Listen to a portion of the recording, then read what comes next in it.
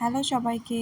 তো এরকম সুন্দর বিরিয়ানি বাড়িতে কিভাবে বানাবা তোমরা, তো সেই রেসিপিটাই তোমাদের সাথে শেয়ার করছি যে আমি কিভাবে বানিয়েছি। তো প্রথমে আদা রসুনের পেস্ট আমি মাংসতে দিয়ে দিয়েছি। তারপর সানরাইজ বিরিয়ানি মশলা দিয়ে ফেটানো রাখা টক দই দিয়ে তারপর একটু লবণ একটু হলুদ দিয়ে ভালোভাবে ম্যারিনেট করে নিয়েছিলাম। তো তোমরা দেখো ভালোভাবে ম্যারিনেট, আর টক দইটা ভালোভাবে ফেটিয়ে তারপর দিতে হবে, একটু সাদা তেল দিয়ে ভালোভাবে ম্যারিনেট করে 30 মিনিট রাখতে হবে। তো এইভাবে আমি ম্যারিনেট করে নিচ্ছিলাম ভালোভাবে, মাংসগুলো আমি অল্প কেটে দিয়েছিলাম যাতে মশলাগুলো ভিতরে ঢুকে যায়। আর এখানে আমি চালটা বিরিয়ানি রাইস যেটা ওইটা আমি ভিজিয়ে রেখেছিলাম অনেকক্ষণই।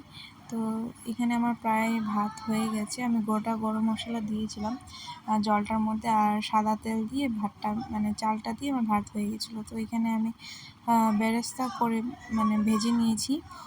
তারপর হাফ আমি তুলে নিয়ে ওইটার মধ্যেই আমার ম্যারিনেট করা মাংসটা আমি ওইখানে দিয়ে দিয়েছি।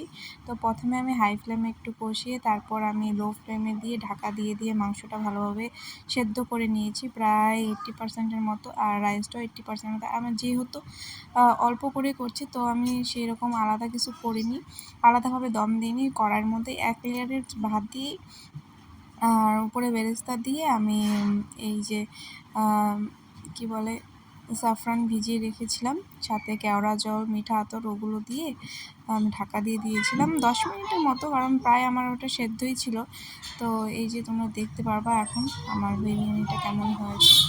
তো সবগুলোই ভালোভাবে সেদ্ধ হয়েছিল। বেশিক্ষণ আমি ঢাকা দিইনি কারণ আমার সবগুলোই বেশিটাই সেদ্ধ ছিল। তো বেশিক্ষণ দেইনি, 10 মিনিট না হলেও 20 মিনিটের মতো আমি সেদ্ধ করেছি।